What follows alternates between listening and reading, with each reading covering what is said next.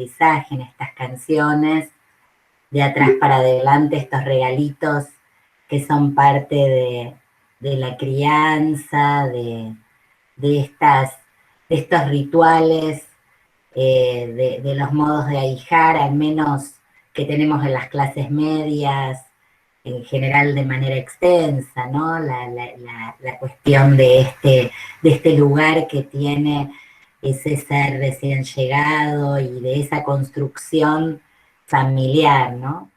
Y cuando vamos a las otras canciones aparece en el álbum de vida esta idea bueno, de estos ciclos que van marcando, de cuando nacemos y en la adolescencia y en la juventud, de algún modo planteadas, y en Spinetta, en Pescado Rabioso, esta idea tan fuerte de cuidar al niño, ¿no? Cuidarlo bien. Y nos resonaba en este momento pandémico esta canción del cuidado del niño, de cómo cuidarlo, porque realmente asistimos a un debate muy fuerte sobre la presencialidad en las escuelas, que en la cátedra, el colectivo docente de la cátedra hizo propio un mensaje para poder tratar de plantear cuál es nuestra posición en ese debate, que por ahí, si les interesa después, se los podemos pasar. Y en esta mirada que vamos planteando del campo de la disciplina como un campo donde se plantea esta apuesta por la política y por la estética, por eso también está la música con nosotros o entre nosotros, haciendo lugar en el aprendizaje. Aparecen algunas frases del debate con el cual la sociedad se planta frente a la cuestión de la presencialidad en la escuela, que nos parece interesante retomarlas porque tienen que ver con los ejes de esta unidad 2, para que de algún modo sepamos que estos materiales que estamos estudiando en la facultad nos sirven también para posicionarnos frente a un debate actual, no solo para, no sé, estudiar y tener un título el día de mañana en la facultad, sino también nos sirven para poder pensar cuál es nuestra posición en el debate. Y en este sentido es muy fuerte la mirada que podríamos decir está en el sentido común respecto de que la educación es la escolarización. Fíjense cómo resuena ahí el texto de Pablo Pinó, que ustedes trabajaron en la unidad 1, y además cómo piensa el imaginario social que la escolarización sucede y la educación sucede en las paredes de la escuela. Como es tan difícil trascender ese formato que está naturalizado, que lo llama Flavia Terilla el formato escolar, esos gestos que llamamos el núcleo duro de la escolaridad, e incluso pensar que vale la pena arriesgar la vida, como la están arriesgando hoy, docentes, chiques que están asistiendo presencialmente a la escuela en un momento pandémico tremendo, aún para poder ganar y para no estar fuera de la escuela, ¿no? Como esa cuestión de estar en la escuela se nos transforma en algo que nos parece imprescindible socialmente. Y no estamos diciendo que dé lo mismo, ¿sí? La educación o la escolarización presencialmente a otros formatos. Lo que estamos diciendo es que en el debate parece que si no está eso, no hay nada.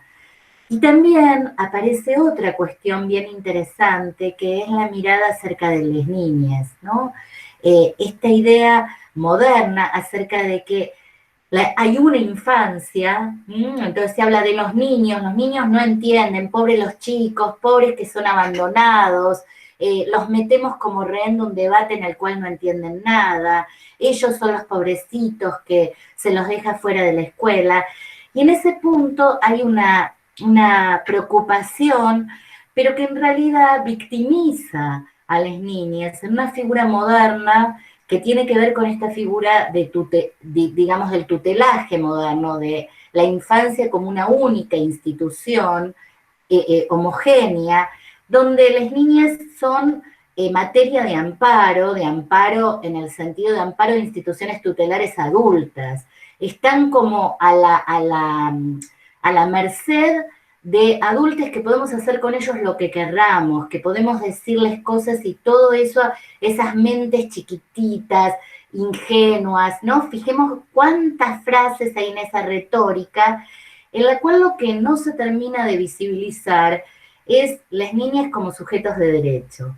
Y ese tema es un tema fundamental para poder pensar en el corrimiento de esa mirada de la psicología educacional que funda, digamos, esta mirada estratégica sobre la escuela y sobre la infancia como únicas instituciones, digamos, que funcionan una y la otra a la par, para poder justamente pensar que hoy hay múltiples infancias y que también desde estas perspectivas del desarrollo, donde hoy vamos a estar plantados y vamos a presentar fuertemente hoy, y les hemos presentado a lo largo de estas clases, justamente la concepción no es una concepción de tábulas rasas, de niñas que no tienen nada, ninguna capacidad de apropiarse de este debate, sino todo lo contrario. Como pensar a estos niños como, como sujetos a ser amparados, sí, como sujetos a ser cuidados, pero en todo caso a ser cuidados con voz propia, a ser pensados como aquellos que pueden decir algo, que tienen para decir algo, y que sobre todo pueden aprender el cuidado en los gestos de cuidado.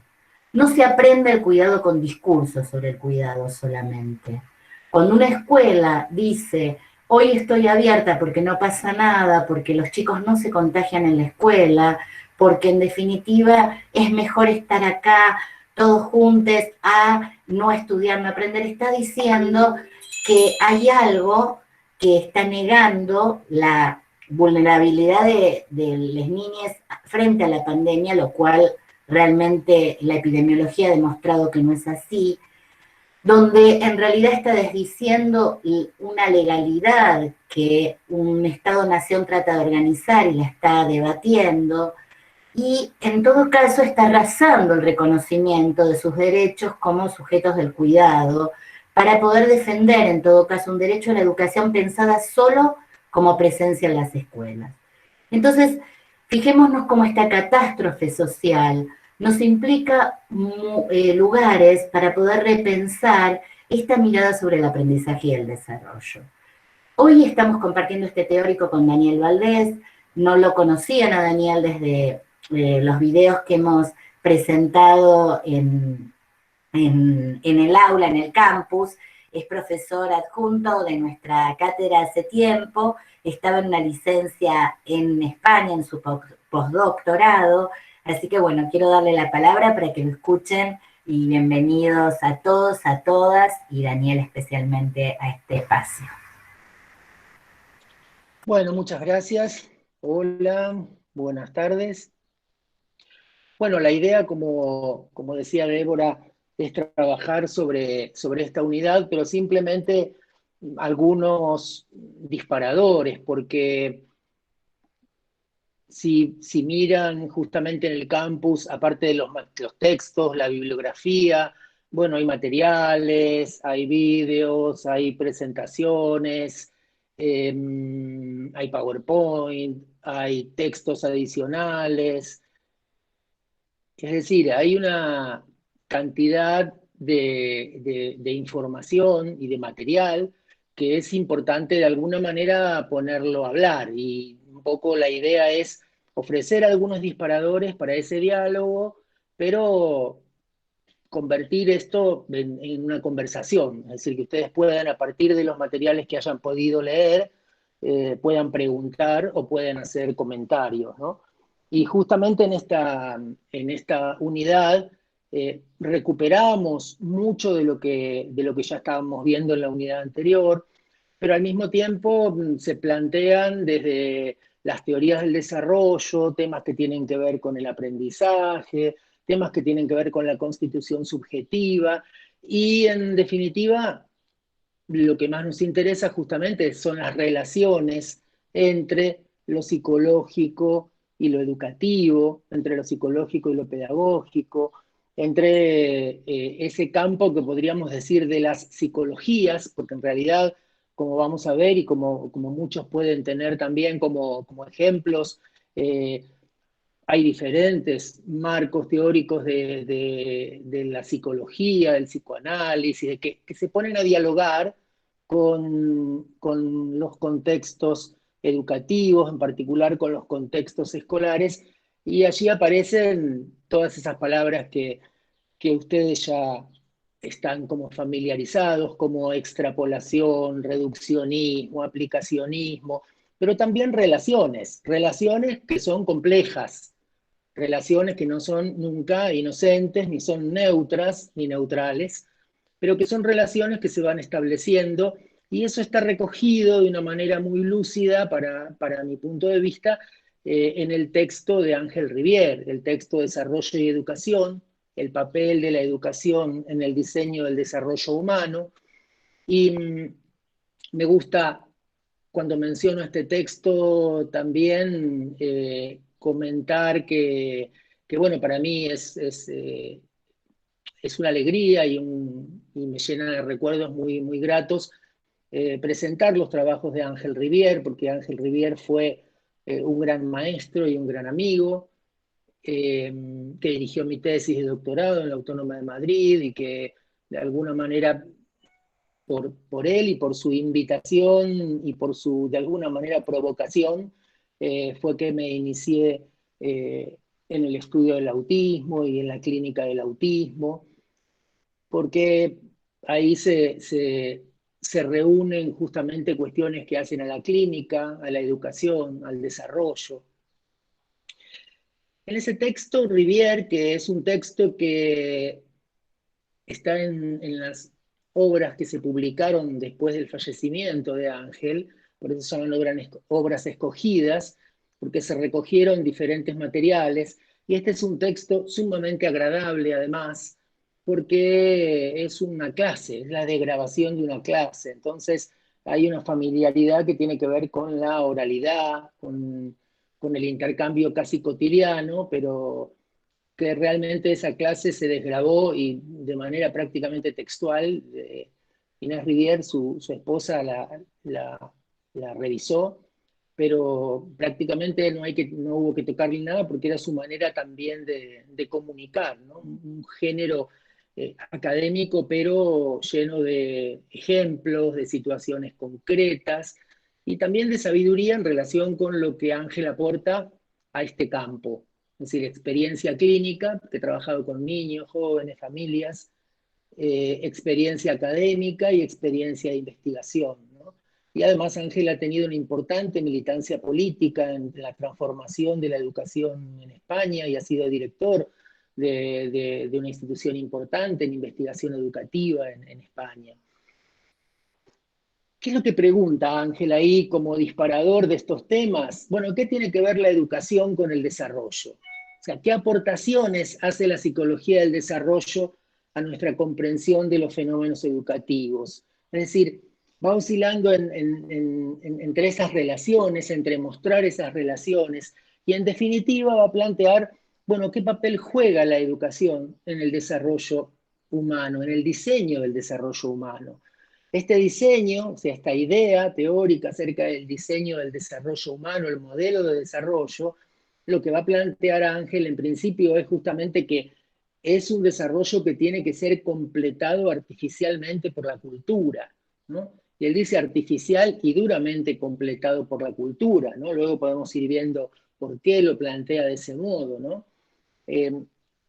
Yo siempre recuerdo en alguna de sus clases, creo que en esta no, pero en alguna de sus clases, él cuenta con cierto tono de humor, porque si no sería algo reduccionista, pero con cierto tono de humor para plantear estos temas, que de alguna manera, dice él, la psicología de Piaget, el programa de investigación piagetiano, está vinculado con la idea de explicar cómo un puñado de reflejos como un bebé, ¿no? Como él decía en su español, un atajo de reflejos, que es como un puñado de reflejos, cómo un bebé se convierte en Newton, ¿no?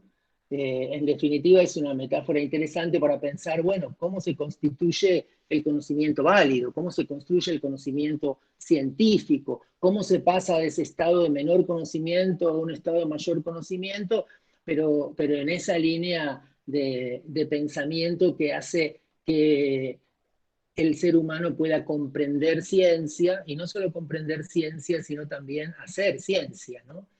Y en esa misma apertura de las clases solía decir que el modelo vygotsquiano intenta explicar cómo un puñado de reflejos, cómo un bebé se convierte en Shakespeare.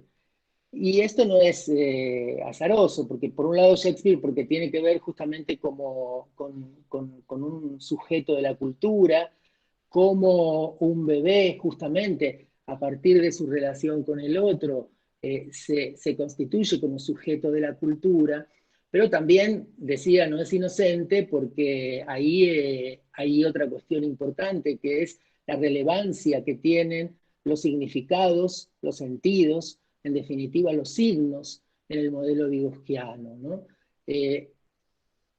Y por otro lado, tampoco es inocente el ejemplo, porque uno de los trabajos más importantes que forma parte un poco de sus trabajos de tesis de Vygotsky, eh, una es la psicología del arte, pero antes de la psicología del arte, Vygotsky tendría alrededor de 20 años cuando escribió el Hamlet.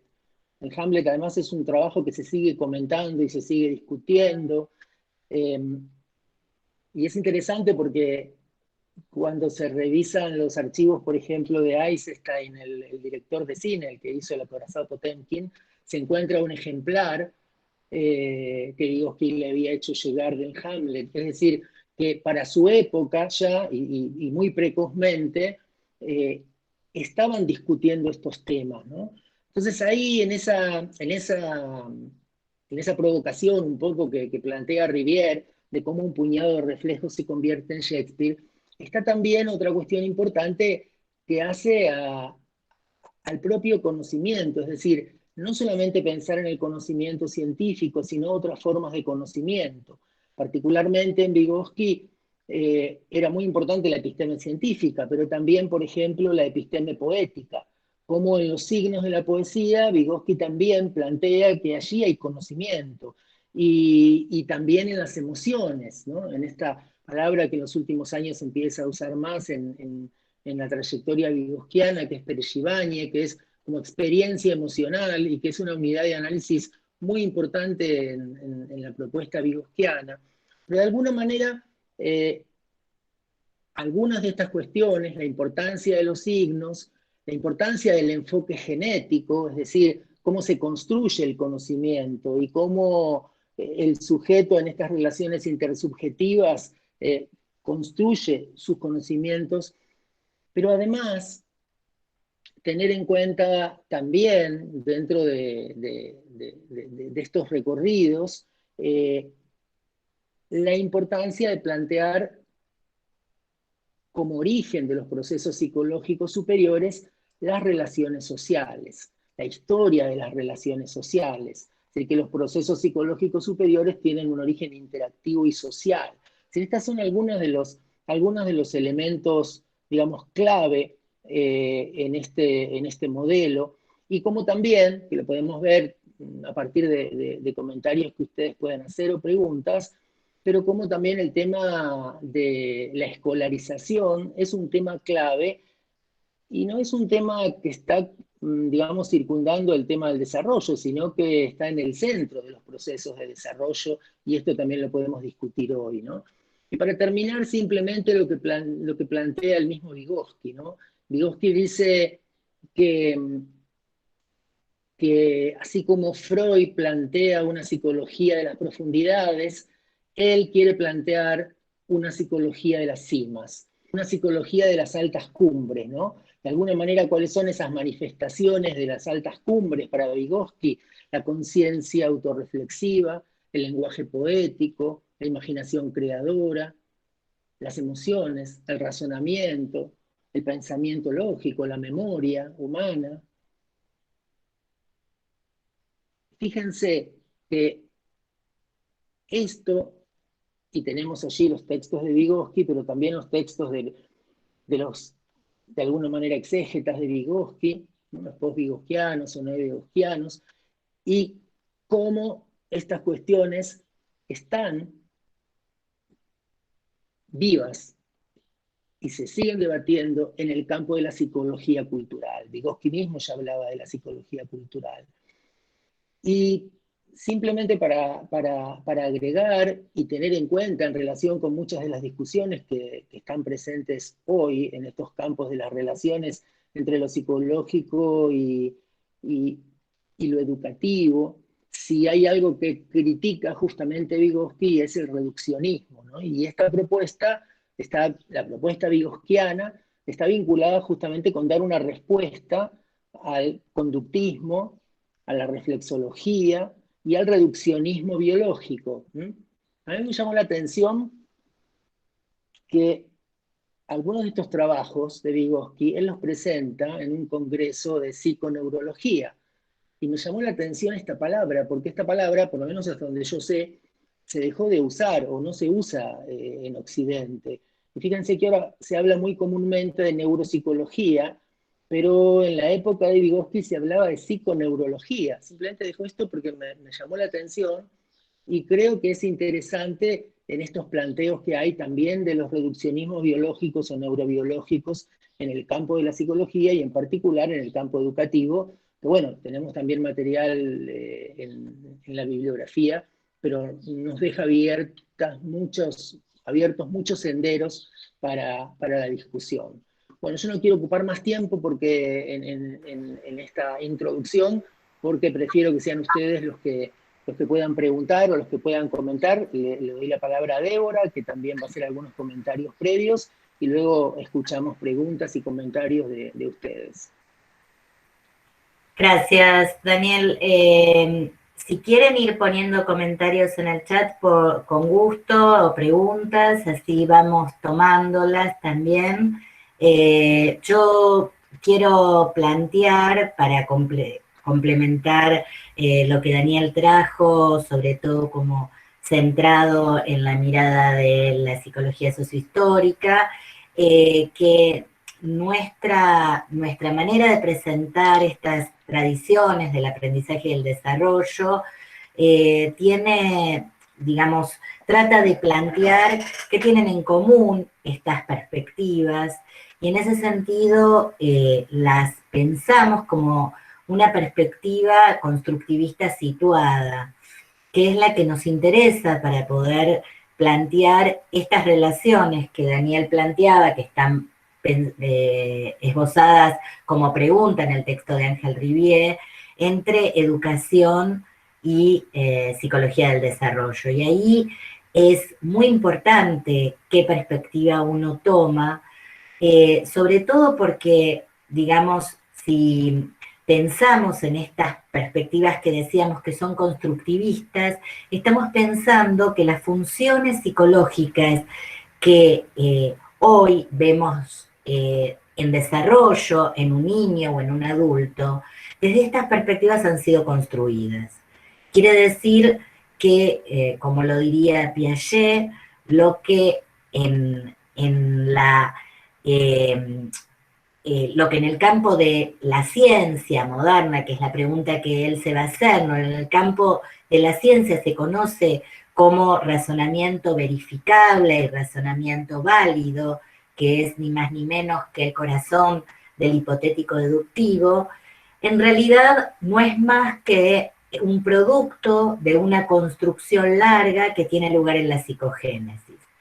Esto significa que aquellas cuestiones que en la epistemología surgen como evidencias, como razonamientos válidos, como universales, en realidad han sido construidas psicogenéticamente, si las miramos a la luz de la ontogénesis. Y eso es importante porque lo que plantea es que hay una mirada que es concomitante a las situaciones educativas. porque como Ángel Rivière va a decir, ¿de qué nos sirve poder pensar en esas perspectivas del desarrollo y del aprendizaje donde se plantean las funciones como a priori de la enseñanza y del aprendizaje? No tendría sentido porque esas funciones estarían dadas como previas. En realidad nos interesa justamente esos procesos que pueden acontecer en situaciones educativas y que además se van transformando.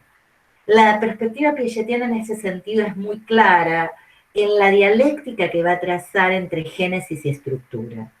Ambas perspectivas son perspectivas genéticas, ambas plantean que hay estos procesos de transformación que no es mera acumulación histórica, no es una cuestión de una secuencia de hitos del desarrollo, sino es un camino de reestructuración. Eso significa que Piaget dice, no hay estructura sin génesis ni génesis sin estructura. Cuando miramos un conocimiento que nos parece que es evidente, como por ejemplo en este momento si yo les dijera, bueno, miren, hay 80 ahora participantes, ¿no? Aquí en el Meet, porque Julieta se acaba de ir, ¿no? Entonces uno podría decir, bueno, hay 80. Bueno, cambiemos el diseño, ¿no? Vamos a ir a ese cuadradito que cambia el diseño. Y yo les preguntase, ¿somos los mismos o cambiamos? ¿Hay más o hay menos? Ustedes esa pregunta evidentemente sería obvia, supongo a esta altura, quiero suponer que es obvia, y que en realidad dirían que si nadie se fue, sigue habiendo la misma cantidad, aun cuando el diseño sea distinto y esté el hablante, por ejemplo, en el centro, supondríamos que sigue habiendo los mismos 80.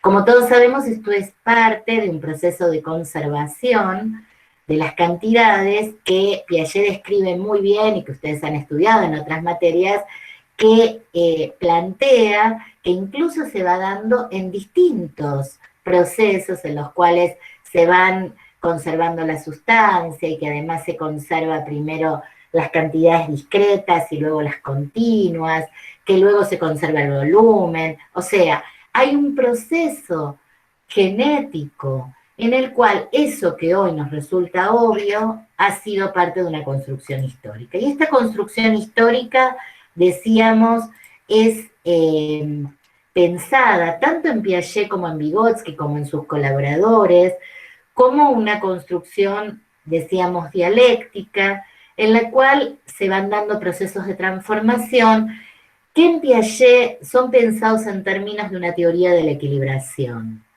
Esta teoría de la equilibración tiene que ver con procesos de regulación que están orientados, por supuesto, en una relación entre perturbaciones que nos ofrecen los objetos de conocimiento y que son significadas como tales porque hay posibilidades de apropiación, posibilidades de asimilación, va a decir Piaget, en términos de que algo puede ser registrado como estímulo. Entonces va a decir que entre el estímulo y la respuesta hay ciertos esquemas que nos permiten significar eso como perturbación. Y frente a esa perturbación hay mecanismos de regulación. Esos mecanismos de regulación no son ni más ni menos que ciertos esquemas que ya poseíamos, que se van reorganizando y que tienen posibilidades de ser acomodados, que tienen posibilidades de ser transformados en función, perdón, de una equilibración, de una marcha de equilibración que es mayorante. En este sentido, esta relación se va dando también en Piaget y en Vygotsky desde un marco relacional. Esto quiere decir que no hay una mirada de entre adentro y afuera nítidos. No hay una idea de que en Piaget la orientación es todo pasa al interior de la cabeza y entonces tenemos a los chicos que piensan y Vygotsky lo orientaría al revés, como de afuera para adentro, sino que más bien ambos son perspectivas que plantean que hay una relación entre el adentro y el afuera, no hay una línea nítida en ese punto, y más bien son miradas que pretenden ver el mundo social y la propia mente como parte de un todo, en el cual entran en relaciones que son relaciones que incluso han fundado estas categorías. En el caso de Piaget se trata de una perspectiva interaccionista en la cual la acción es fundante del sujeto y el objeto de conocimiento. Fíjense cómo antes del sujeto y el objeto del conocimiento está la acción. Y en ese punto es bien interesante la mirada en Vygotsky de la idea de mediación, que es una mirada diferente, que nos plantea una idea de sujeto vinculado en interacción dinámico, donde pasamos otras unidades de análisis que ya fuimos viendo en la primera unidad y que las vamos a seguir viendo a lo largo de esta unidad, que son unidades que no son unidades pensadas desde los individuos.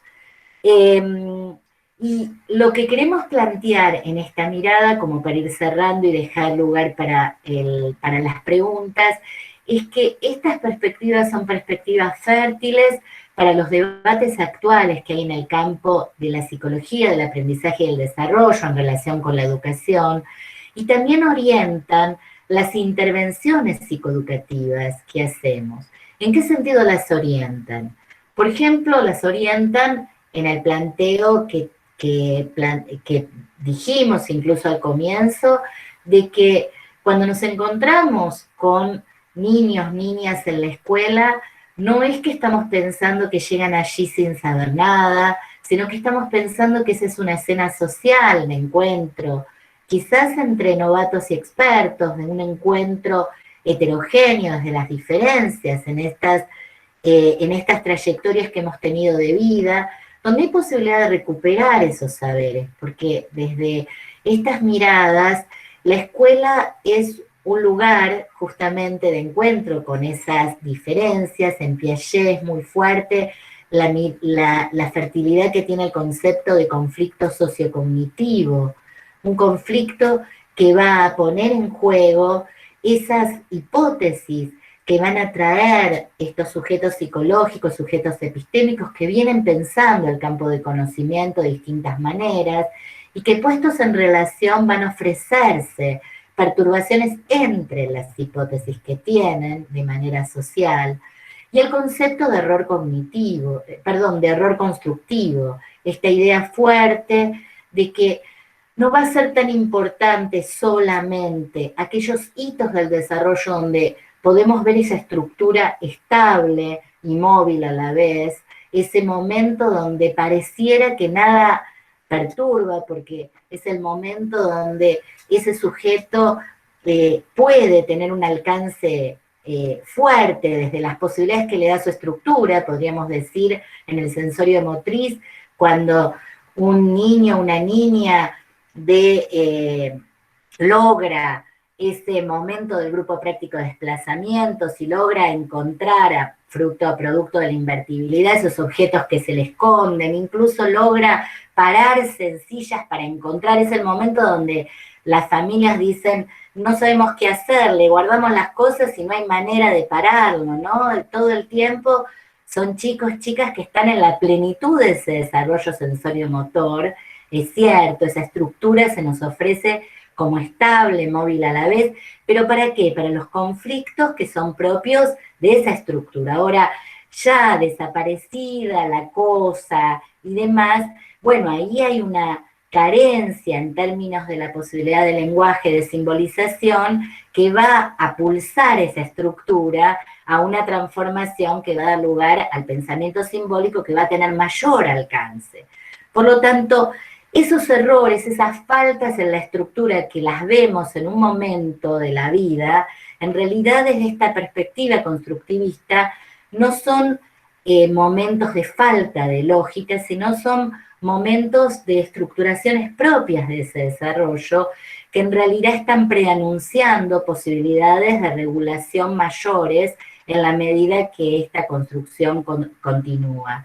Y la escuela, diría Piaget, también en su marco, es un factor de desarrollo que ofrece experiencias interesantes y cruciales para poder ofertar allí, lejos de la pedagogía de la espera, lejos de esperar que el desarrollo se dé, algunas instancias interesantes para poder pulsar ahí, para ofrecer escenas, situaciones de conflicto que puedan perturbar eso que está e ir en busca y en procura de instancias de conocimientos mayores o instancias de mayores oportunidades de construcción de esos conocimientos.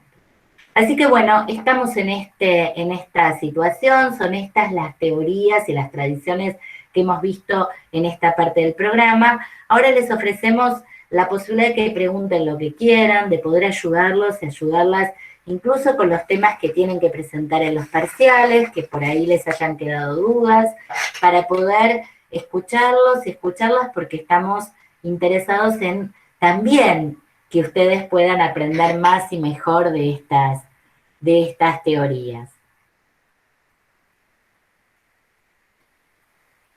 Si quieren desmutearse, levantar la mano, no todos juntos, pero hay espacio.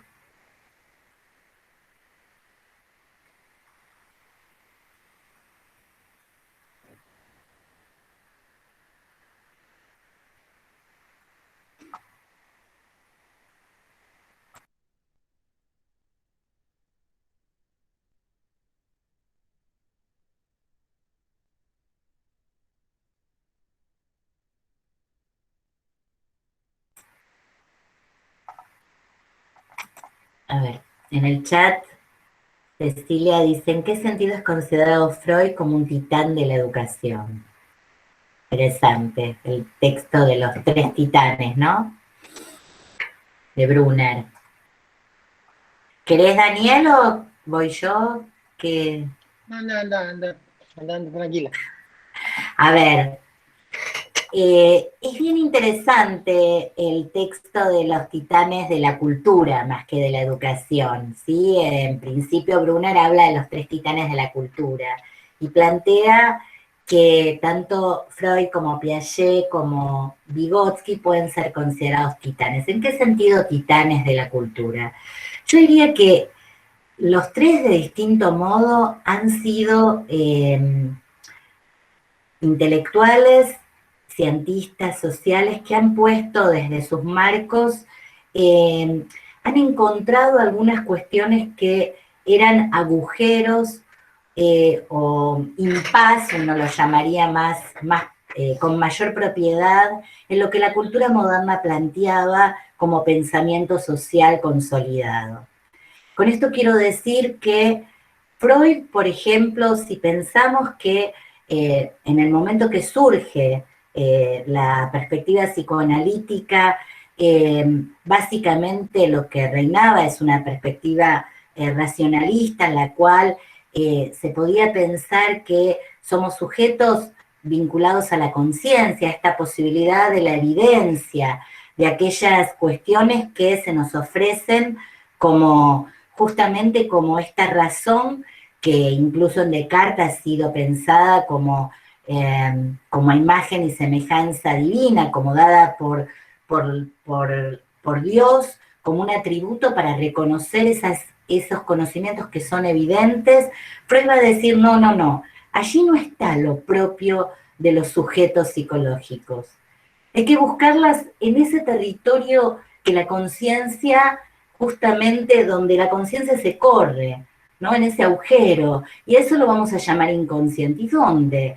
Y en esos residuos que nadie mira. Primero en esas enfermas ya intratables, ¿no? Como eran las histéricas. Pensemos que ahí hay un tema fuerte de eso que nos retorna en este momento y en la actualidad, como la perspectiva ligada al género, ¿no?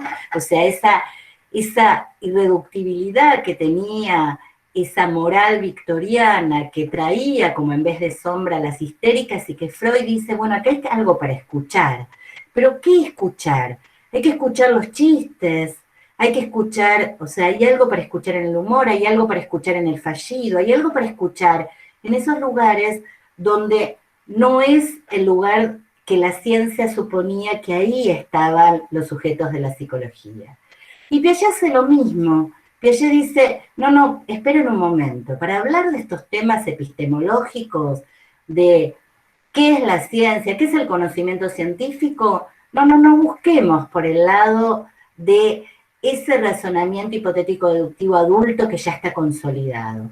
Preguntémonos más bien cómo se pasa de un estado de menor conocimiento a un estado de mayor conocimiento. Y para eso hay que ir a ver cómo se construye en los niños. Y vayamos por los errores constructivos. Entonces, si vamos a procesar un test, vamos a interesarnos por aquellas cuestiones recurrentes de los errores, no de los aciertos del test. Cuando él está procesando el test de Binet. Y Vygotsky iba a decir algo parecido, iba a decir, paremos un poco. Esta idea de pensar que tenemos que pensar estas funciones psicológicas ya desarrolladas.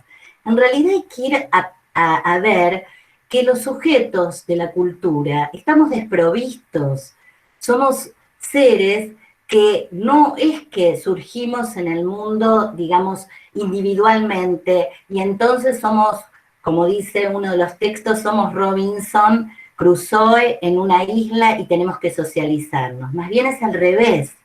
La cultura estamos desprovistos para vincularnos con el mundo social. Necesitamos de ortopedias. Vamos a mirar en ese lugar cuáles son esas ortopedias, esas maneras que tenemos de mediar este horizonte, este universo biológico que para los humanos lo crucial no pasa por la línea del desarrollo natural, sino pasa por la línea del desarrollo cultural. ¿Y dónde vamos a ir a mirar? Y vamos a decir en ese punto que todos somos discapacitados frente a la cultura, que todos usamos ortopedias de distinto modo, que son estos instrumentos mediacionales. Necesitamos signos y herramientas. Y vamos a hablar entonces de que en realidad no hay una mirada del desarrollo como desarrollo real, sino hay una mirada también de un desarrollo potencial, en el cual podemos generar zonas de desarrollo próximo, en las cuales tenemos posibilidades junto con otros sujetos. Fíjense cuántas líneas en común aparecen en estos tres titanes que nos hacen pensarlos como personajes que encontraron algunas muescas, algunos lugares donde la modernidad, si bien han sido pensadores modernos, porque han pensado el desarrollo sin lugar a dudas como progreso, como historia, ahí vemos marcas de la modernidad en ellos, pero sin embargo hay un registro de los en vez de sombra de la modernidad, y por eso son pensadores de la actualidad. No sé, Cecilia, si va por ahí. Tal vez también agregar en relación con lo que plantea Débora y con lo que plantea Brunner en su texto, que justamente de alguna manera ese hilo conductor tiene que ver con lo que Brunner mismo recupera como una unidad de análisis muy potente para comprender la subjetividad, que son los significados. Brunner pone allí los significados y los procesos de construcción de significados como centrales para comprender la psicología humana, en una respuesta muy fuerte a la psicología cognitiva reduccionista o más vinculada con el propio mecanicismo del conductismo.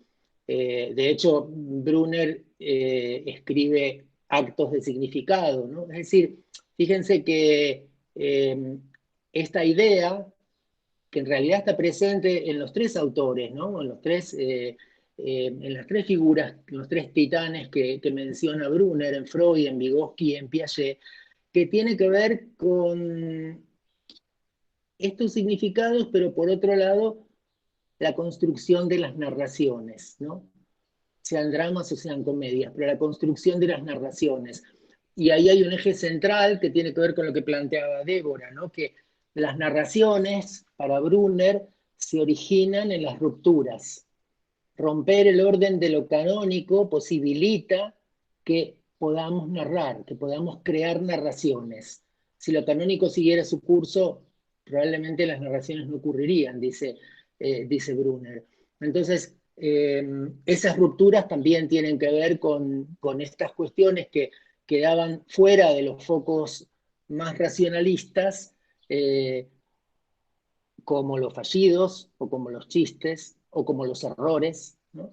De los que hablaba Débora, y que Brunner recupera. Y simplemente, si queremos también dar como una perspectiva, digamos, de contexto histórico de estas ideas, no hay que olvidar que gracias a Brunner y a Michael Cole, conocemos a Vygotsky, porque en realidad fueron Michael Cole y Brunner los que difundieron la obra de Vygotsky en Occidente, propugnaron para que hubiera traducciones en inglés, etcétera, etcétera. Entonces, esto también me parece que es importante porque marca un poco el recorrido también de la propia obra y de las propias unidades de análisis de estos autores en el campo de la psicología cultural, ¿no? En particular de Vygotsky en este recorrido que ofrece Brunner.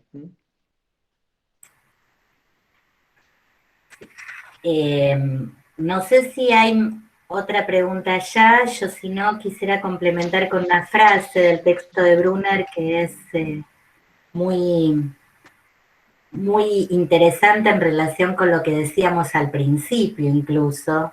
Él dice en ese texto, las verdades de las teorías del desarrollo son relativas a los contextos culturales a los que se aplican. Es esta concordancia de los valores que predominan en una cultura la que da a las teorías del desarrollo, propuestas inicialmente como simples descripciones, un aspecto moral una vez que se han incorporado en la cultura general. Fíjense la relación que arma entre teorías del desarrollo que parecen simples descripciones, que no están cargadas de valores, y cómo, en la medida que quedan naturalizadas y circulando en una cultura, en definitiva aparecen como justamente esto, descripciones naturalizadas, ¿no? Esto que decíamos al principio, cuánto hay de perspectivas del desarrollo cuando se interviene frente a problemas como los de la presencialidad de la escuela, pero otros problemas actuales. Yo pensaba el debate que hoy hay en el campo de la facultad de la psicología en base a evidencia, ¿no? Ese es un debate bien interesante que vamos a retomar cuando debatamos también el aplicacionismo de las concepciones de las neurociencias en educación. Y digo que es un debate interesante porque cuando decimos la ciencia basada en evidencia, parece que estuviésemos diciendo una sola cosa y que hubiese una única manera de hacer ciencia. Y en ese punto es donde Brunner trae a estos tres como titanes, en el sentido de que aún en ese momento, estamos hablando de fines del siglo XIX, principios del siglo XX, están luchando con esa concepción positivista de la ciencia, que retorna a nuestros tiempos con mucha vigencia, ¿no? Que es esta mirada de basado en evidencia, ¿no? Y que de algún modo estas miradas lo que nos permiten pensar es que las evidencias son construcciones, eso diría la perspectiva constructivista. Eso que para nosotros es evidente, en todo caso, es parte de una construcción histórica que se va haciendo. Historia social, en un caso de la ciencia, o historia ontogenética en el caso de las teorías del desarrollo. Y acá ya están apareciendo preguntas, bien candela. Ahí vamos. ¿Cómo se relaciona el desarrollo y el aprendizaje con el concepto? Quería agregar, ¿no se escucha? Sí, por favor. Mientras lees la pregunta, que me parece que es muy importante esto que planteaba, porque Brunner mismo, de alguna manera, alerta sobre esto, o sea, sobre este proceso de naturalización, planteando justamente que estas explicaciones del desarrollo, estos modelos, son eso, son modelos, son también artefactos de la cultura, son inventos de la cultura, y que lo que ocurre muchas veces es que esos inventos de la cultura, esas formas de tratar de entender, de analizar, de explicar, de interpretar el desarrollo subjetivo, dice Brunner, muchas veces se transforman en prescripciones, ¿no? No como si estuviéramos haciendo un análisis o una interpretación, sino como si el desarrollo tuviera que ser de esa manera, ¿no? Como prescribiendo la forma, entre comillas, normal o correcta de desarrollo, lo cual es muy común que ocurra justamente en los contextos escolares, o sea, que eso se escuche mucho en las escuelas y también en los modelos de enseñanza. Entonces, este es un tema que es interesante porque estos autores justamente alertan de alguna manera contra esta visión más ingenua de los modelos de desarrollo o esta lectura más ingenua de los modelos de desarrollo, ¿no? Y es muy importante esto, y está buena la pregunta de Candela, porque estás tratando de cruzar unidad 1 y unidad 2, que está bueno, porque sirve para ir teniendo una idea que nosotros tenemos en el programa de la materia, que es que vamos volviendo recursivamente a los objetos de conocimiento, no desde el mismo lugar, pero vamos volviendo. Y en esto que dice Daniel, vamos a volver fuertemente a la hora de pensar las intervenciones, o sea, pensar allí cómo estas perspectivas del desarrollo orientan también las intervenciones en el campo psicoeducativo. Y en ese sentido, lo que Terigi menciona en su texto, digamos, Vaquero y Terigi lo mencionan, digamos, también, es que es esta perspectiva situacional, situada, porque pareciera que en estas miradas del aprendizaje-desarrollo hay desarrollo y aprendizaje en vacío.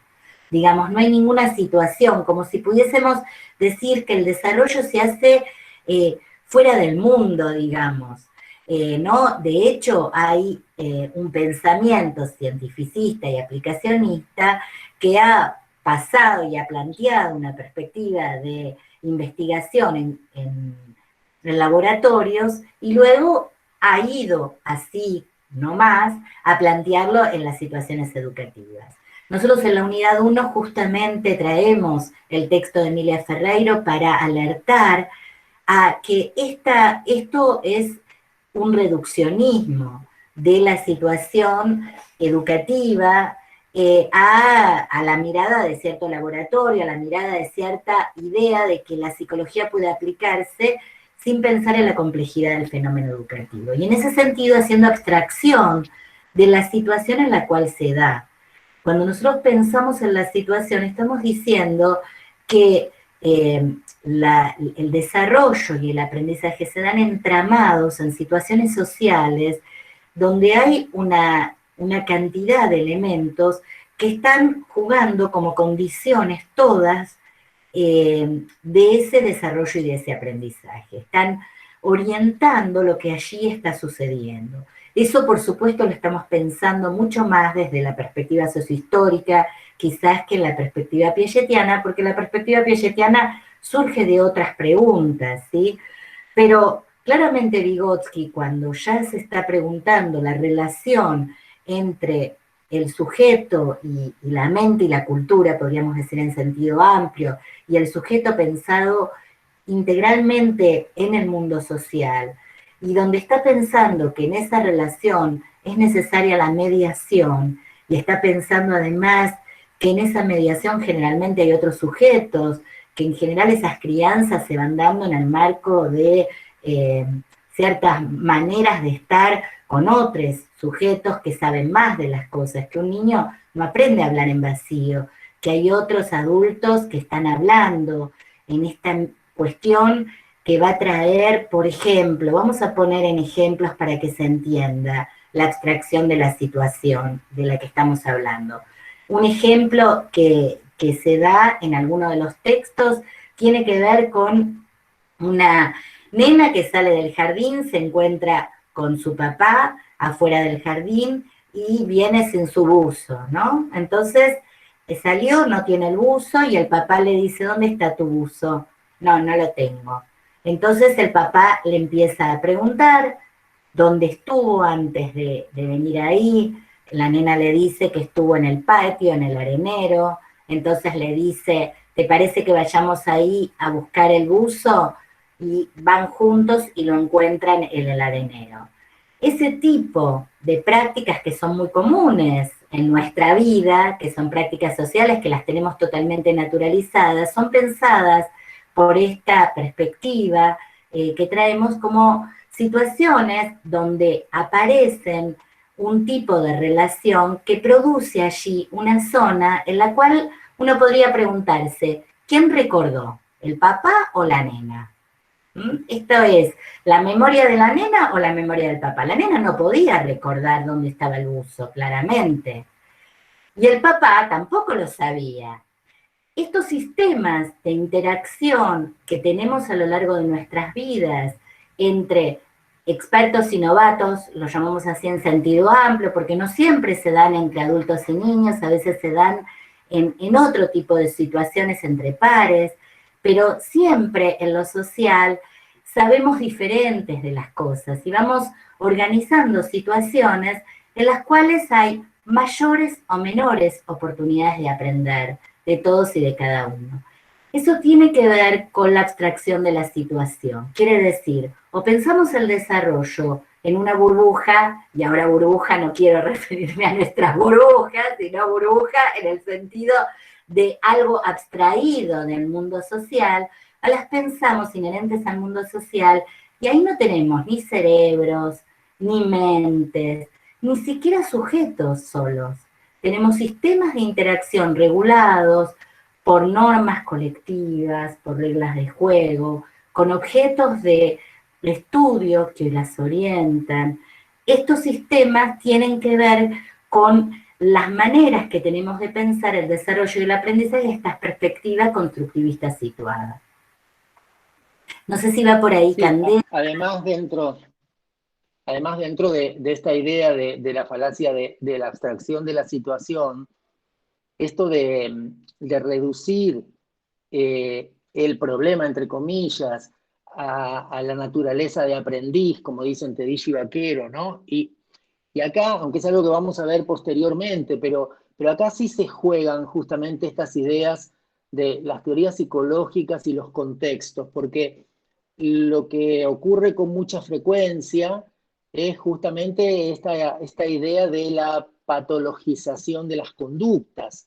Es decir, es muy natural, común, digamos, en distintos contextos, que un niño, no sé, o una niña de 7, 8 años juegue, salte, corra, y nadie diría que esa acción de correr, saltar, moverse, es un síndrome del salto, digamos, es un trastorno.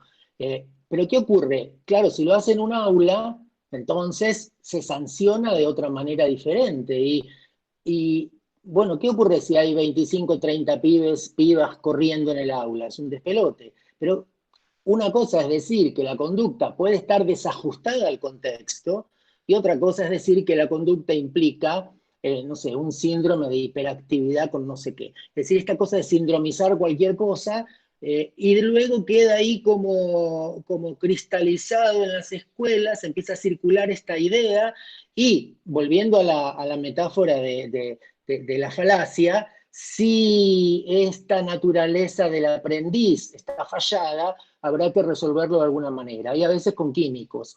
Es decir, es muy importante, y lo vamos a recuperar cuando veamos las intervenciones, de esta operación que se produce de patologizar conductas, ¿no? También lo vamos a ver en algún texto de Perrenú, cómo se pasa de la descripción, por ejemplo, de una conducta de un alumno o de la forma de ser de un alumno, a una etiqueta, digamos, cuasi diagnóstica en relación con esas acciones del alumno en los contextos de aula.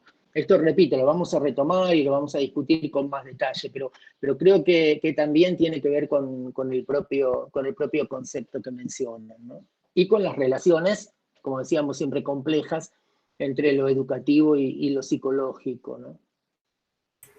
Por eso lo estamos planteando al principio de esta unidad, como introducción a la unidad 2, estos textos, para que ustedes puedan ver que estas perspectivas, aún las que nosotros estamos presentando, son perspectivas cargadas de una cantidad de cuestiones, digamos, de una manera de pensar el mundo, la cultura, son estratégicas en ese sentido, y no creemos desde nuestra perspectiva que hay una posibilidad de neutralidad en ese sentido, porque justamente son las que orientan las intervenciones.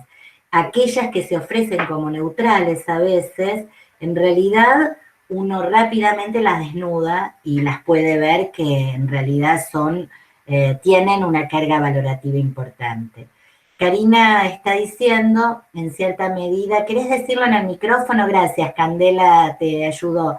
Si no lo leo yo, si, en cierta medida me hace acordar a ese texto que subieron al campus de las personas que no hacían razonamientos lógicos deductivos porque en su idiosincrasia cultural no podían afirmar nada sin haberlo visto primero, o alguien de suma confianza no lo certificaba.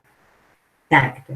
No sé si te referís al texto de Bárbara Rogoff o a otro, porque Bárbara lo trae cuando, digamos, antes Daniel estaba haciendo mención a Brunner y a Michael Cole en la mirada de Vygotsky. Podemos decir que en esta perspectiva que vamos a ver ya, que son lecturas, digamos, que hace Michael Cole, Lirio Engström, Brunner, Bárbara Rogoff, de la teoría de Vygotsky, hay también una unión a lo que fue la psicología cultural, comparativa, de cierta manera que tuvo el mundo sajón, de pensar también que no estábamos solos en el mundo y que había otros pueblos, había otras maneras de pensar los objetos de conocimiento que no eran estrictamente los nuestros. Y estos cientistas han ido a hacer investigación a otras culturas y ver si estos procesos psicológicos que nosotros damos como absolutamente naturales y que deben ser así, comunes, se dan en otras culturas. Y lo que se encuentra es que hay diferencias también en ese punto.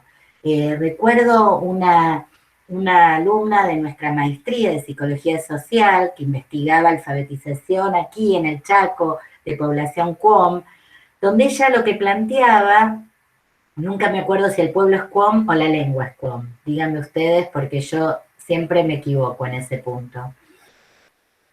No sé si el pueblo, bueno, pero saben a lo que me refiero.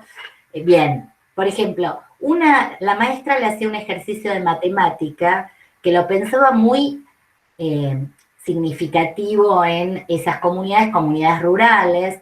Entonces, por ejemplo, les pedía a los chicos que salgan a buscar 3 hojitas, 4 hormigas y una mariposa, ¿sí? Entonces, le parecía que había hecho un esfuerzo de adecuación y de significatividad de la clase, porque no le estaba pidiendo en el problema de matemática simplemente números con bolitas, con cuestiones urbanas, sino eran ahí de la naturaleza.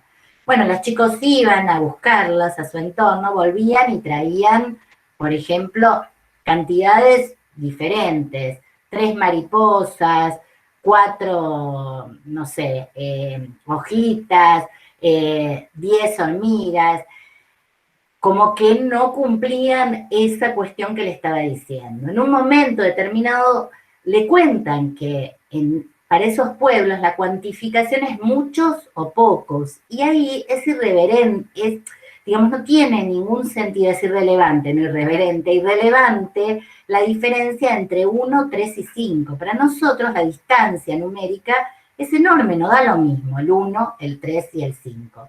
Pero al interior de una cultura, eso cambia.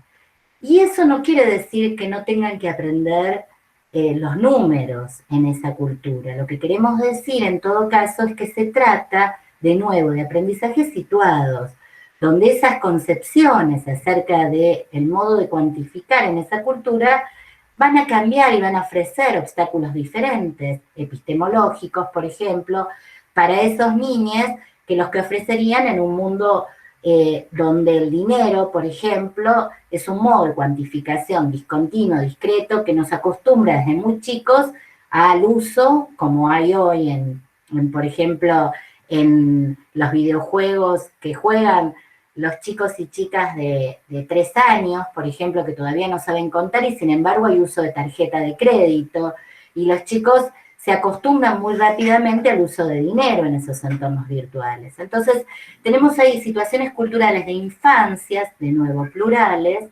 donde podríamos pensar que claramente esta mirada de una única infancia, de una infancia normal, de un único camino del desarrollo y del aprendizaje, se desarma, se desintegra, a menos que queramos, bueno, medicalizar, estigmatizar y demás.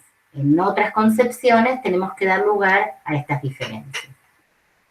Sí, yo creo que también tal vez Karina se refiere, además de las investigaciones de los neovigosquianos, a investigaciones del propio Vygotsky, ¿no? Porque ellos hacen, Vygotsky y Luria, 2 expediciones a Uzbekistán, una en el 30 y otra en el 31. En el 31 fue también Kafka, el psicólogo de la Gestalt, y justamente lo que hacen es tratar de comparar en distintas tareas cómo las resuelven personas escolarizadas y personas no escolarizadas, ¿no?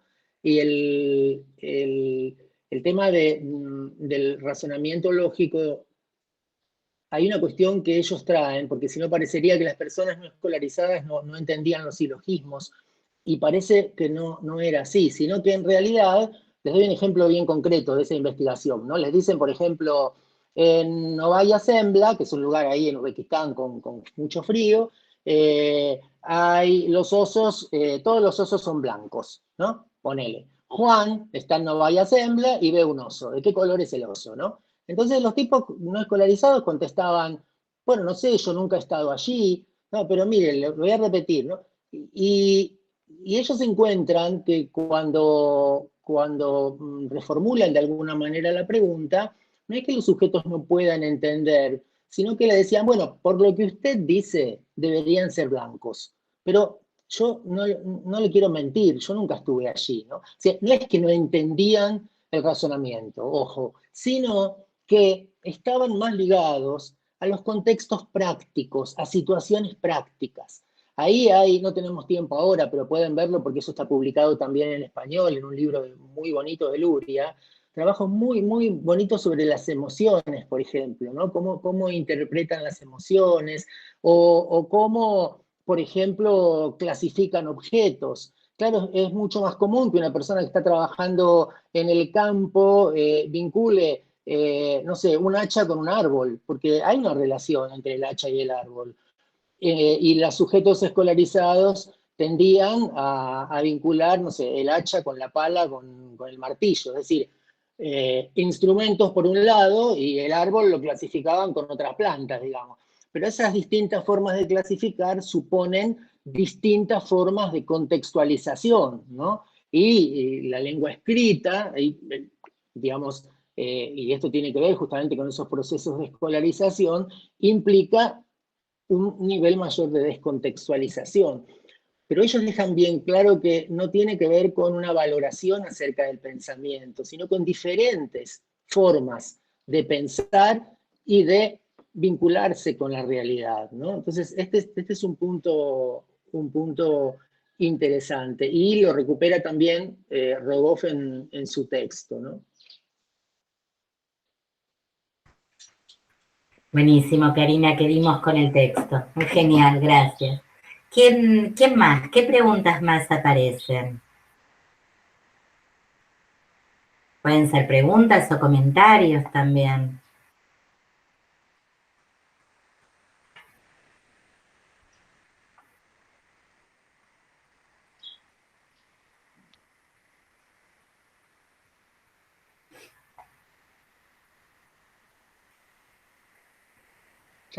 Veo que ya tienen resuelto el parcial, todo. Hay preguntas del parcial que yo todavía estoy como pensando, pero ustedes ya tienen todo resueltas.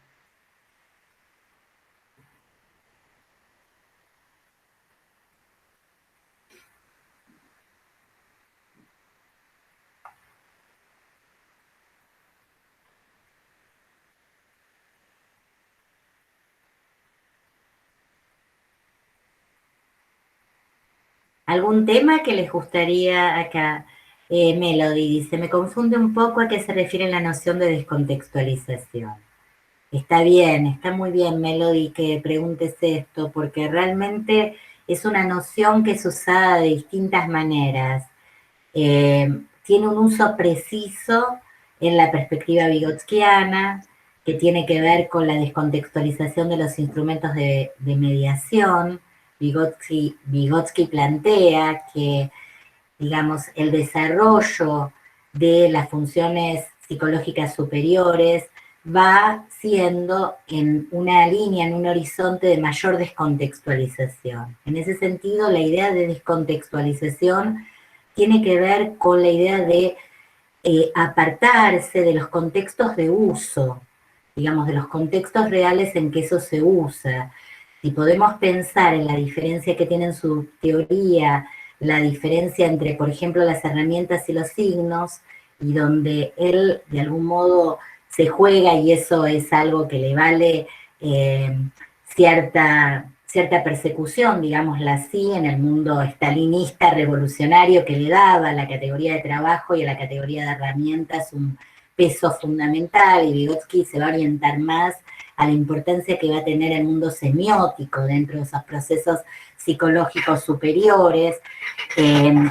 Lo que podemos ver es que las herramientas están externamente orientadas y tienen que ver con la intervención real del mundo inmediato, y de algún modo los signos se orientan a otro tipo de mundo en el cual ese universo simbólico que es posible de semiotizar tiene alcances infinitos.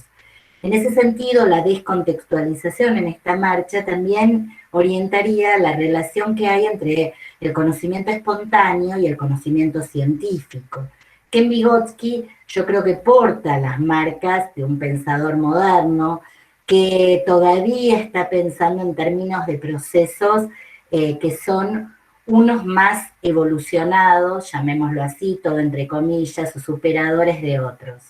En ese sentido, esta mirada de los procesos psicológicos superiores avanzados que va a suponer cada vez más esta cuestión de esta línea genética que va a hacer que estos instrumentos de mediación cada vez se aparten más de los contextos de uso cotidianos, va a ser posible mediante la escuela. Justamente la escuela tiene allí, los procesos de escolarización tienen sentido de nuestra cultura y tienen una gran potencia en eso que uno lo podría mirar desde el sentido común como malos, ¿no? Nos apartan de la vida para aprender de ella, nos apartan de los contextos de uso para aprender de ello. Y ese aprendizaje en algún sentido es descontextualizado, en el sentido de que los algoritmos matemáticos no nos dicen si es una hojita más una hormiga más una mariposa, nos dicen 1 más 1 más 1.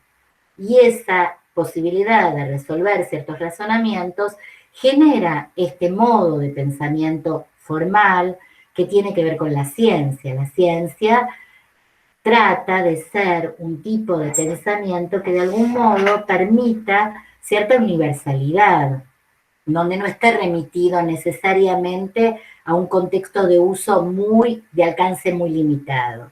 En ese sentido, esta descontextualización, tal como la concibe la perspectiva sociohistórica, creo que es una mirada que tiene que ver con un mayor alcance que nos permite transcontextuar, porque siempre hay contexto, no es que hay descontextualización en el sentido de que no hay ningún contexto, y por eso va a haber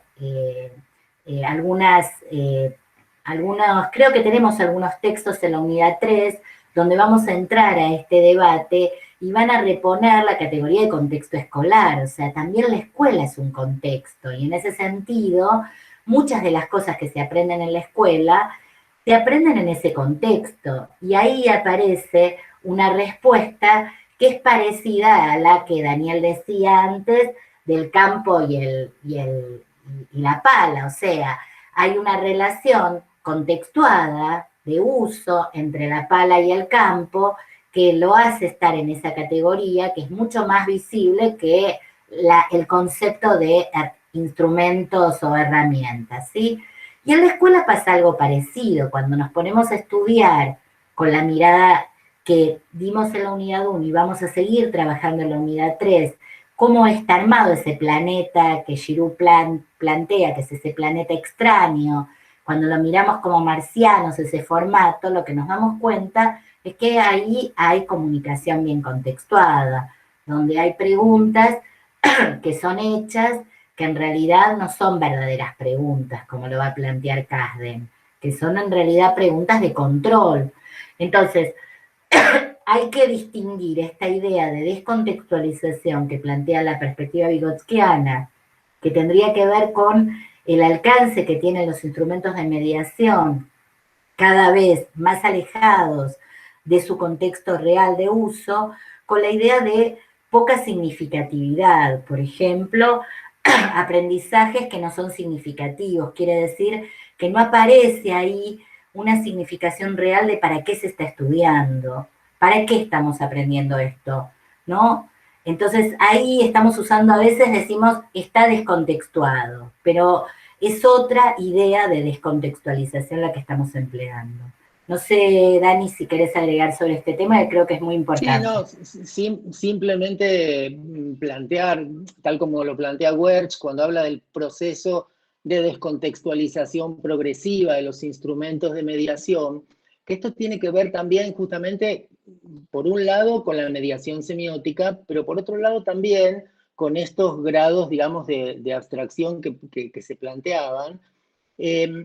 Pero con la idea justamente de la constitución semiótica de la conciencia, ¿no? Que es una idea vygotsquiana, bakhtiniana, en relación con que la conciencia tiene un origen social, pero también la conciencia tiene origen en los signos. Y esto nos hace pensar, cuando se plantean en general esos esquemas, algo sobresimplificados, Vygotsky mismo se los critica, esto de la línea natural y la línea cultural, ¿no? Como si fueran cosas muy diferentes, pero bueno, nos queda ese esquema. Pero justamente, si algo puede de alguna manera explicar lo que planteaba hoy Débora en relación con la ortopedia mental, con cómo la cultura va ofreciendo esos andamiajes de los que habla también Brunner, soportes, etcétera, etcétera, está vinculado justamente con los signos y con esta idea de que los procesos que solo pueden ser explicados por la biología, no me explican la constitución subjetiva humana, digamos. ¿Qué quiero decir? Cuando Vygotsky dice, bueno, la memoria natural la compartimos con otras especies, ¿qué quiere decir? Bueno, por ejemplo, una urraca tiene memoria, es uno de los bichos más inteligentes, ¿no? La urraca, ¿qué hace? Viene a comer, pero algún alimento lo esconde en algún lugar, esconde los alimentos y luego vuelve y los busca. Una urraca tiene memoria. Pero, ¿en qué se diferencia la memoria de la urraca como proceso elemental de los procesos psicológicos superiores? Justamente la memoria humana es una memoria que cuando nosotros hacemos, por ejemplo, un nudo en un pañuelo, como dice Vygotsky, para recordar, ya es una memoria mediada por signos. Es decir, la memoria de la urraca puede ser explicada por la biología. La memoria del nudo en el pañuelo ya no, ya es una memoria mediada por signos. O cuando el pastor hace muescas, marcas en un palo para contar las ovejas, o nudos en una soga para contar las ovejas, o anota en su teléfono inteligente el número de ovejas. Ahí esa memoria ya está mediada por signos, está mediada por la cultura. Y de ahí también que Vygotsky plantea que la internalización de los signos supone la reorganización de todas las funciones cognitivas, es decir, el aprendizaje, la atención, la memoria, todos los procesos de los que habla Vygotsky en su obra, las emociones mismas, cambian, se reorganizan a partir de la internalización de los signos, ¿no? Como decía antes Débora, cuando esos signos ya no están solamente externamente orientados para hablarle a otros, sino también internamente orientados, los signos como herramientas psicológicas, donde, dice Vygotsky, internamente orientados porque uno se habla a sí mismo, digamos, ¿cierto? Y ahí aparecen todos los procesos de autorregulación, etcétera, etcétera. Fíjense que esto también tiene que ver con esos procesos de descontextualización, en tanto esos signos que aparecen como externamente orientados empiezan a internalizar y a constituir estas formas, como dice Vygotsky, en el pensamiento verbal, de formas de hablar con uno mismo, ¿no? Se recordarán por ahí, tienen en los textos, el tema del habla egocéntrica o el habla privada, por ejemplo. Y cuyos precursores estas conversaciones también entre el padre y la nena, que decíamos antes, ¿no? Donde hay modos de estructurar las relaciones que para nosotros son muy naturales, donde vamos preguntándole a nuestros hijos, a los chicos, bueno, pero ¿y qué soñaste? ¿Y qué fue lo que te asustó? Y vamos ayudándolos a ellos a armar esto que es muy complejo, que es cómo decodificar para nosotros mismos las emociones, ¿no? Nosotros decimos, damos por sentado que cuando vamos a una consulta psicológica de cualquier tipo, podemos ir y decir, me pasa esto, me pasa lo otro, me da miedo tal cosa, pero eso que podemos decirle a otro y ofrecer como cierta capacidad de autorreflexión, introspectiva de nosotros mismos, en realidad ha sido también un logro del desarrollo, que no tenemos en cuenta y que su promoción son estas conversaciones que, como bien decía Daniel, nos habla de que la memoria humana no es una memoria natural, porque en ellas intervienen también otros humanos. ¿Qué otras preguntas hay? Capaz ya en 5 cerramos, si no hay más, cerramos. Ahí va Paulina. Tengo una duda con la pregunta 2 del parcial. Aquí el problema es así, Paulina, cada comisión tiene parciales diferentes, así que vos tenés una y los demás otros. ¿A qué hace referencia? Un tema de contextualización. Claro. ¿A qué hace referencia cuando menciona el modelo para comprender el desarrollo? ¿Querés contarnos, Paulina, la pregunta? ¿Podés desmutearte y contar? Sí, no, mi pregunta pensaba hacerla en prácticos, pero ya que abrieron el espacio pensé en hacerla acá también. Iba orientada a esto, sí, cuando hablamos de modelo de desarrollo, se está haciendo referencia a lo que estuvimos viendo en la unidad 1 en relación a esta idea de el aspecto científico, positivista, evolucionista, que viene, que se desprende de la modernidad y que lleva a pensar a un desarrollo normal y progresivo del niño y de la infancia.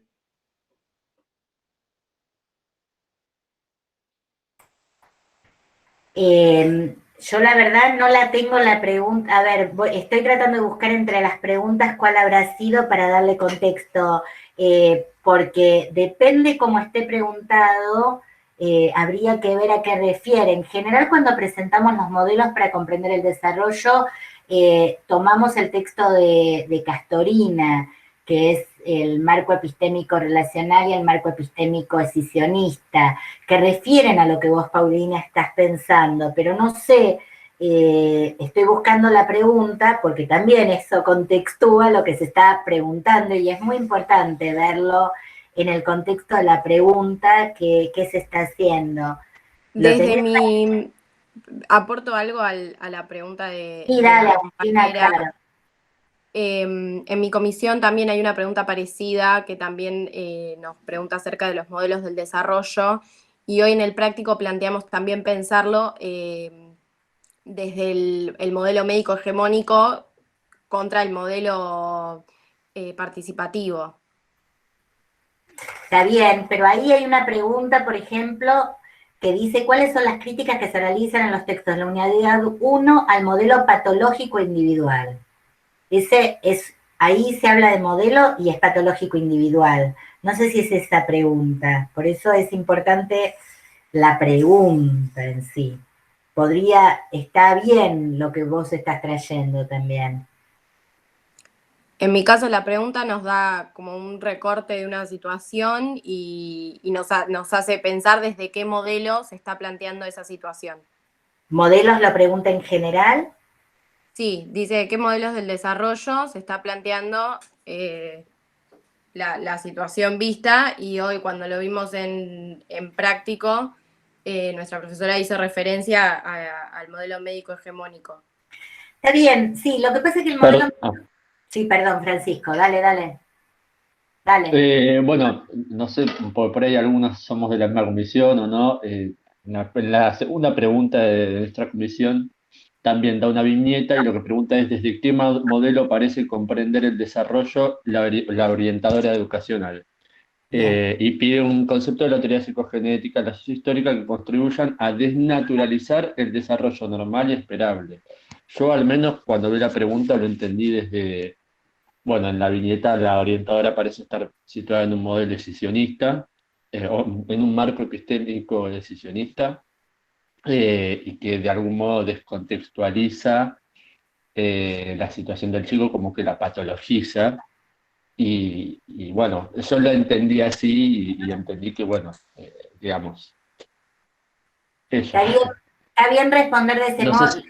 sea, no te quiero decir que está bien esa respuesta porque la verdad tampoco tengo claro la viñeta y demás porque de nuevo hubieron distintos parciales, pero en todo caso está bien orientado, o sea, nuestros parciales no tienen una única respuesta correcta porque sería un problema. Entonces, me parece que como lo están pensando está bueno. Podemos hablar de modelos del desarrollo de Piaget y Vygotsky, que son modelos, como la perspectiva, esto que decimos de la perspectiva constructivista situada, que tiene modelos del desarrollo que tendría que ver, que tienen relación con un marco epistémico relacional, y donde el desarrollo es un desarrollo constructivo, es un desarrollo genético, es un desarrollo de transformación de esas funciones, y una cosa es pensarlo dentro de la psicología genética y otra en la sociohistórica. O podemos pensar en estos modelos que quedan más desde los marcos decisionistas que no los hemos estudiado, porque los damos por estudiados por ustedes, donde el desarrollo está pensado como un desarrollo natural, un desarrollo común a todos los individuos y por lo tanto puede ser pensado como que hay un desarrollo normal y un desarrollo patológico. Lo que quiero decir es que el modelo médico hegemónico como tal no es un modelo de desarrollo, es un modelo en todo caso de intervención, que uno lo llama modelo médico hegemónico en el sentido de que muchas veces pareciera que ese modelo médico de diagnóstico, de medicalización, es el modo de intervenir, ¿se entiende? Frente a desvíos del desarrollo. Pero esos desvíos son interpretados porque hay una idea naturalizada, un desarrollo normal infantil. Y ahí ustedes lo pueden tomar de distintas maneras. Si se lo preguntan en relación a la unidad 2, van a tener que ponerlo en juego con Piaget y con Vygotsky, porque lo que queremos saber en esa pregunta es si ustedes comprenden estas tradiciones del desarrollo y del aprendizaje, que es lo que Federico traía. Creo que era Francisco, perdón. Francisco traía. Si se lo pregunta en relación a la unidad 1, van a tener que traer a lo mejor concepciones de infancias, con naturalización de la escuela, o sea, algunas cuestiones que muestren cómo ahí hay una idea de la normalización de un desarrollo. Lo importante es que ustedes logren dar cuenta de la bibliografía dándonos a entender lo que ustedes comprenden de esto. No es que nosotros vamos por una palabra que sea la palabra mágica, dijeron esto, está bien, ¿se entiende? Por eso tampoco nosotros sabemos bien responder, depende del contexto de la pregunta y demás. Esa es la cuestión. Por ahí la idea es que desde el lugar en que elijan hacer la justificación, bueno, luego lo defiendan, porque, digamos, las respuestas pueden ser diferentes. A mí me parece que esa pregunta está más relacionada con esto que estamos hablando hoy, con los modelos de desarrollo en relación con las perspectivas psicogenéticas. Pero para oscurecer un poco más el panorama, se me ocurre que también si alguien quiere hacer la relación con las propias propuestas de Guillén, por ejemplo, cuando habla justamente de políticas educativas y estrategias de intervención, él también toma modelos desde el punto de vista histórico, como puede ser la Child Study o los neoherbartianos, es decir, que ahí también había una noción de niño, de niña, de infancia, de aprendizaje, de desarrollo, y esas nociones digamos, se tomaban como prácticamente como políticas de Estado para la intervención e incluso para justificar decisiones políticas, ¿no? O sea, uno también podría podría encararlo desde allí. Pero bueno, hay que ver bien el contexto de la pregunta, ¿no? Sí, de cualquier modo, decirles que en general esto que plantea Daniel en la cátedra, la lectura de los parciales, de las producciones que ustedes hagan, es una lectura que se hace bastante minuciosamente tratando de entender la manera en que ustedes pensaron esa respuesta. Ahí es muy importante la consistencia interna que tenga la manera que ustedes tienen de responder, en el sentido de que estén justificando de manera pertinente el concepto que están usando. Y de ese modo también es el modo en que se evalúa y se acredita esa producción parcial. Estamos en horario. ¿Hay alguna otra pregunta como para tomar antes de irnos? No queremos dejarlos con dudas.